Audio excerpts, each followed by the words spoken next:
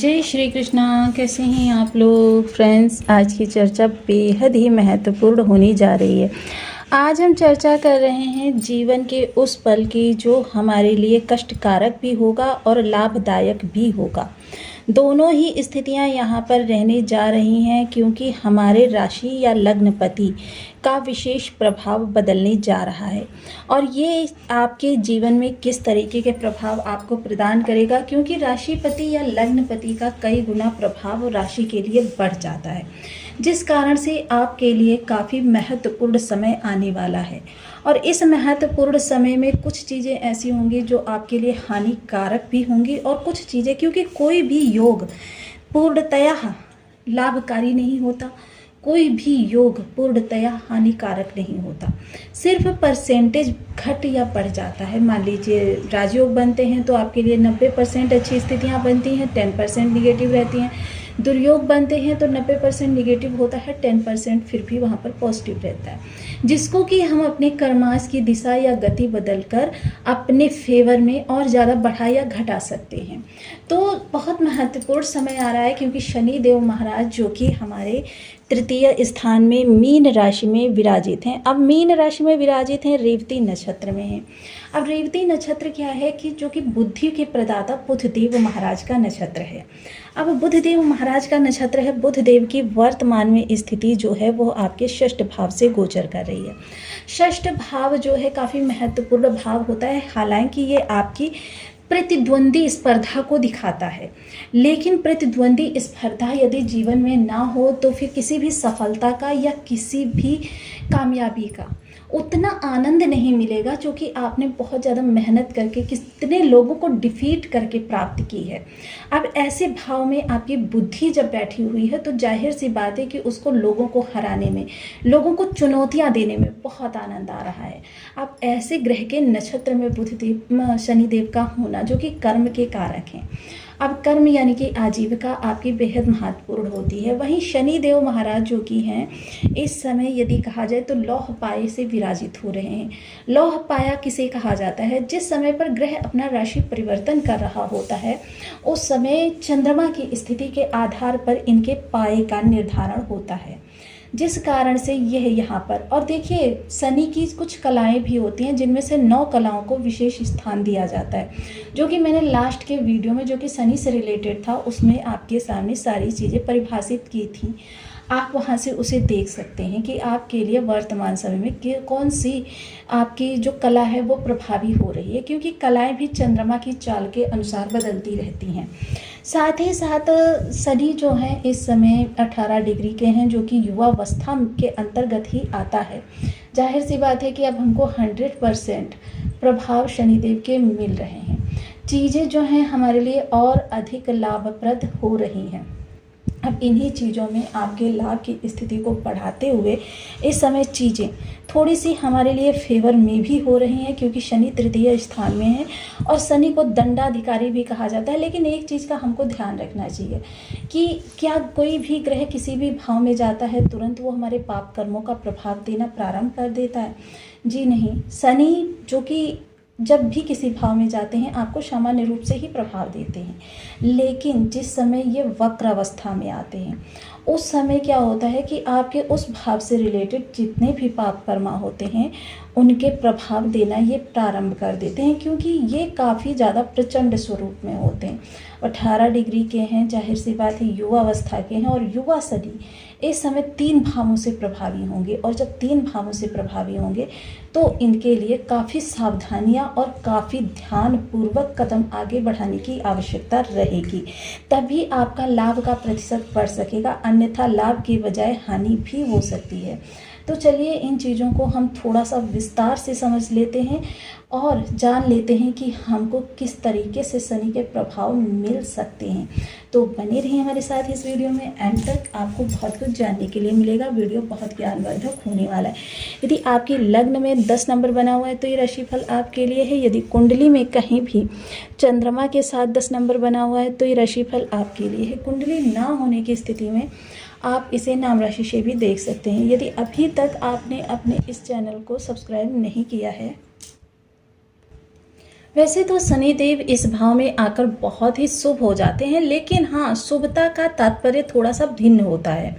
अब भिन्न क्या होता है, देखिए कोई भी ग्रह जिस चीज़ का कारक होता है उसी चीज़ को बढ़ाता है। अब जैसे मान लीजिए शनिदेव के बारे में कहा जाता है कि आजीविका और लाभ के कारक होते हैं। आजीविका लाभ को कुछ हद तक ये बढ़ाएंगे, लेकिन उसके लिए आपके कर्म को भी बढ़ाएंगे। यह चीज़ बिल्कुल ध्यान रखिए।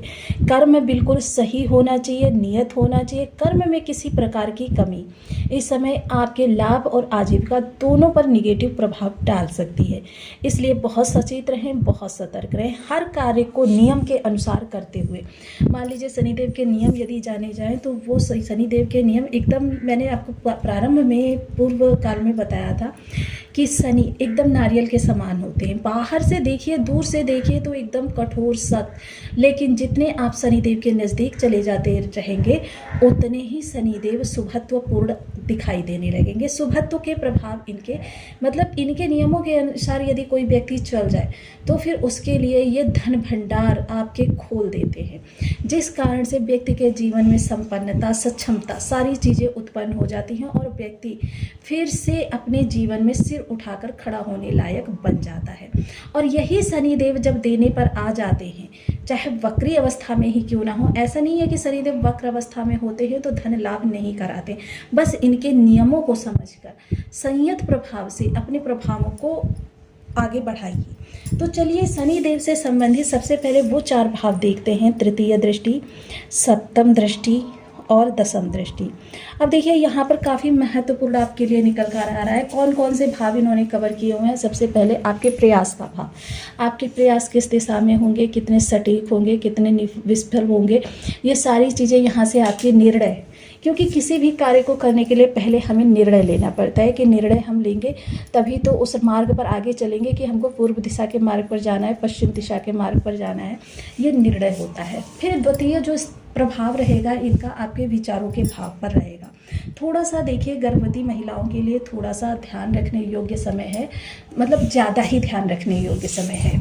पूर्ण चिकित्सीय परामर्श लेते रहें। और विचारों के लिए तो शनिदेव इस समय आपके विचारों को बहुत उन्नतशील बनाने जा रहे हैं, और यही उन्नतशील विचार जब आगे बढ़ेंगे तो आपके जीवन में अपने प्रभावों को, कहते हैं ना कि मतलब बहुत ज़्यादा दूरी तक ले जाने वाले। और शनिदेव की तृतीय दृष्टि का तात्पर्य हम सभी लोग बहुत अच्छी तरीके से समझते हैं, दूरदर्शिता, यानी कि दीर्घकालिक लाभ आपका निकल कर आने वाला है। और यही दीर्घकालिक लाभ जो होगा यह जीवन में आपके प्रभावों को इतना ज़्यादा बढ़ाने वाला हो जाएगा, जिसकी वजह से चीज़ें आपके लिए फिर से एक नए मार्ग पर बढ़ती हुई दिखाई देगी। प्रारंभिक अवस्था में थोड़ा सा ये आपके लिए क्रिटिकल होगा कि चीज़ें जब एकदम से बदलेंगी तो उनको स्वीकार करना आपके लिए भी थोड़ा सा कष्टकारक हो जाएगा, लेकिन यह चुनौती का समय होगा जब आपको परिस्थितियाँ चुनौती के रूप में लेनी होंगी कि परिस्थितियों से आपको भिड़ना होगा और परिस्थितियों को अपने फेवर में करना होगा। यही चीज़ें जो होंगी वो आपके जीवन में एक नए दृष्टिकोण को उपस्थित करेंगे, क्योंकि जब आप अभ्यास को बढ़ाते रहेंगे तब आपके लिए, क्योंकि करत करत अभ्यास ते जड़मति होत सुजान, क्योंकि अभ्यास ही निरंतरता की वह सीढ़ी होती है जिससे आप परिपक्व होते हैं। और परिपक्वता शनि के अच्छे प्रभावों के लिए बहुत ही आवश्यक होती है, अनुभव बहुत आवश्यक होता है। इसीलिए शनि को सने सने वाला ग्रह कहा जाता है। भाग्य का भी साथ मिलेगा, लेकिन नीति नियम पर चलकर। ऐसा नहीं है कि आप नीति नियम से विरुद्ध कार्य कर रहे हैं और आपका भाग्य आपका साथ देने लग जाए, बिल्कुल नहीं। आपको पूर्ण ईमानदारी से अपनी आजीविका के प्रति समर्पित रहना होगा। ऐसा नहीं कि 9 to 5 जॉब कर रहे हैं और हमारा बस 5 बज गया, हम घर की ओर चलते हैं, कार्य पड़ा रहने दो, कल कर लेंगे। तो ऐसा नहीं होता है कि आपको पूर्ण समर्पण भाव से अपने कर्म को अपना 100% देना होगा। वहीं अपने से निम्नतर कर्मचारियों के लिए, क्योंकि निम्नतर कर्मचारियों के कारक होते हैं शनिदेव, इनसे आपको आदर और साथ ही साथ समर्पण की भावना से आगे कार्यों को बढ़ाना होगा। चीज़ें आपके लिए फिर से एक नए रास्ते पर बढ़ती हुई दिखाई देंगी।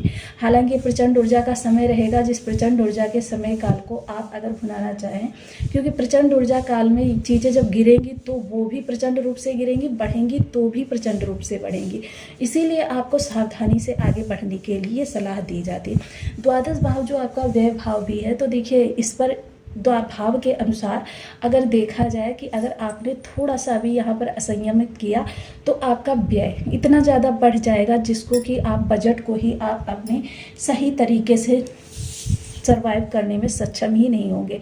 बजट आपका जो है गड़बड़ाता चला जाएगा, आपके सामने अनावश्यक खर्चे निकल कर आने लगेंगे और दिन प्रतिदिन आपकी स्थिति जो है वो बिगड़ती चली जाएगी। चीज़ें आपके लिए फिर एक बार गंभीर हो सकती हैं, लेकिन हाँ अगर आप सावधानी से कार्यों को आगे बढ़ाएंगे तो ये गंभीर अवस्थाएं जो हैं ये आपसे, क्योंकि दीर्घकालिक लाभ प्रदान करेंगे। तब अब शनि वक्र अवस्था में है, ऐसी अवस्था में देखिए बहुत ध्यान रखना है आपको। सबसे पहले तो आपको ये देखना है कि शनि आपके लिए नेगेटिव प्रभावकारी हैं या पॉजिटिव प्रभावकारी हैं। पॉजिटिव प्रभावकारी हैं तब तो चिंता की कोई बात नहीं है, थोड़ा बस सावधानी की आवश्यकता है। आप बस इतना करते जाइए कि आप इनके बीज मंत्रों का जाप करें या फिर शिव तांडव स्तोत्र का पाठ, महामृत्युंजय मंत्र का जाप, ये कार्य आप बहुत कर सके, लाभ प्राप्त कर सकते हैं। वहीं भोलेनाथ जी को प्रतिदिन जल समर्पित करें और शनि मंदिर में तेल का दान अवश्य करें। देखिए जिनके लिए खराब है वो तेल का दान करके बहुत अच्छे लाभ प्राप्त कर सकते हैं। प्रत्येक शनिवार को छाया दान अवश्य करें। और वहीं देखिए शनि देव के लिए काला सुरमा भी आप घास वाली ज़मीन में दबाने का कार्य इजीली कर सकते हैं, आपको बहुत अच्छा लाभ प्राप्त होगा। यही आपके शनि आपके लिए शुभ प्रभावरत रहने वाले हैं। आपके लिए चीज़ें फिर से एक नए प्रभाव से आगे बढ़ती हुई देखी जाएंगी। साथ ही साथ देखिए एक चीज़ का विशेष ध्यान रखें, इस समय आप किसी से भी कटु वचनों का प्रयोग ना करें, किसी का भी अनादर ना करें, अहित ना करें। मन में ईर्ष्या का भाव रखते हुए किसी को भी पद से च्युत करने का प्रयास ना करें। यही प्रयास आपके आगामी समय को खराब करने में। और वहीं दूसरी चीज़, जब शनि अगर आपके निगेटिव हो गए तो राहु को संभालना बहुत मुश्किल हो जाएगा। इस चीज़ का भी विशेष ध्यान रखें, क्योंकि यही चीज़ें हैं जो सावधानी से आपको आगे की ओर ले जानी हैं, क्योंकि